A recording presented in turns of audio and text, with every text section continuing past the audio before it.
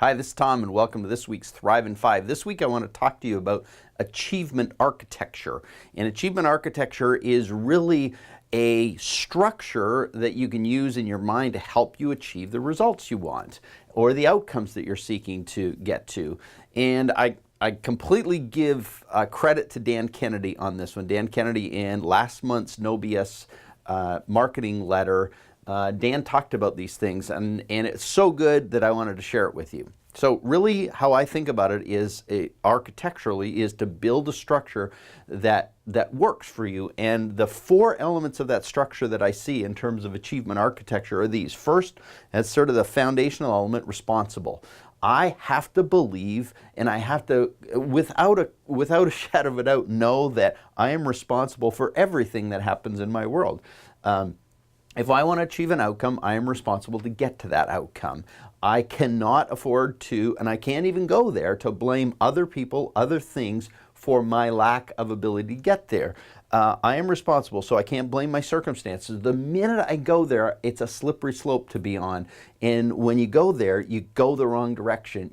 It's very hard to achieve results when you spend your time blaming other people for what's not working instead of being responsible to ensure, no matter what, it will work. Well, that's going to actually take a couple more things to help you get there. The first is resistant, is to be resistant to what everyone else is doing. There is a belief system, if we just follow what the crowd is doing, we'll get there. The problem is when you actually look at achievement, often what's happening is it's actually contrarian to what's going on. So if the crowd's going on Facebook, you might be going off Facebook.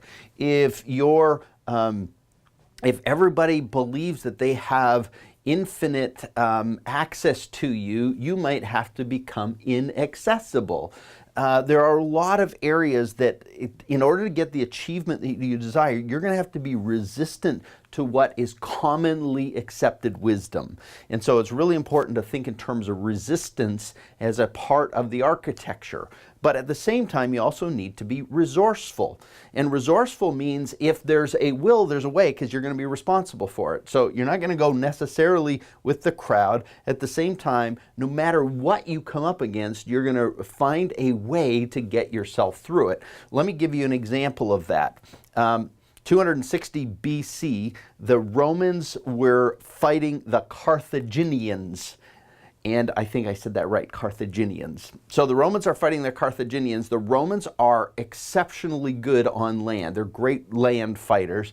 The Carthaginians are actually great water fighters. They got a great navy, they've got a great fleet. And so when the Romans are fighting them on land, guess who's winning? The Romans. And the Carthaginians, when it's a navy kind of battle, the Carthaginians are winning. Well, the Romans weren't content with that. They had to be resourceful. So what they did is they actually stole one of the Carthaginians' boats and really kind of reconstructed it for themselves to feel like they actually had a fighting machine that was worthwhile. And even then, they couldn't seem to win. So what they decided to do, and this is ingenious, this is resourcefulness, the Romans on the boat that they had kind of built to resemble the Carthaginians actually constructed almost like a walkway. And when they got within 30 feet of an enemy boat, they'd swing this walkway across onto the Carthaginian boat, and then the Roman soldiers would scurry across onto the other boat, thereby creating a land war at sea, because the Romans were exceptionally good at hand-to-hand combat, at on-the-ground fighting. And so what they did was actually created a way to get on the boat so they could fight where their strength was. In the middle of this problem, and in the middle of the thing that was keeping them from achieving something, was the genius and idea. They had to actually come back to land where they actually were effective. That's being resourceful. And if you're going to get achievement and get the kind of results you want, you've got to be resourceful. You're going to have to find a way through these obstacles that many times you can't burrow around. You actually got to figure it out in the middle of the obstacle. And then finally, the final point is you have to be resilient.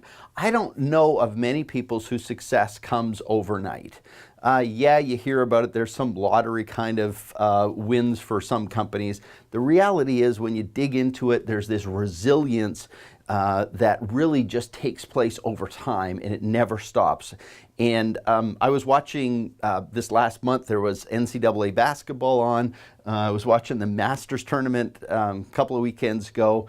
And it's really interesting when you watch that, is that there is this ability and resilience that pro-level athletes have, extremely good athletes, to actually fail, screw up, make mistakes, do stupid things. And when I was watching the Masters, I was thinking a lot about this. You know, on one hole, you can completely mess it up. On the next hole, do a birdie, do an eagle. And you get those kind of results because of that ability to go, what I just did is not the end of my career, and it does not define me, and it's not the end of my business. It's just a step along the way. And it's the ability to sort of stick in there and hang in there despite it all that's ultimately going to get you the outcomes and results you want. If you want achievement, it's really helpful to build an infrastructure to support that. And as a result, I hope that you get the outcomes and results you need. We'll talk to you soon.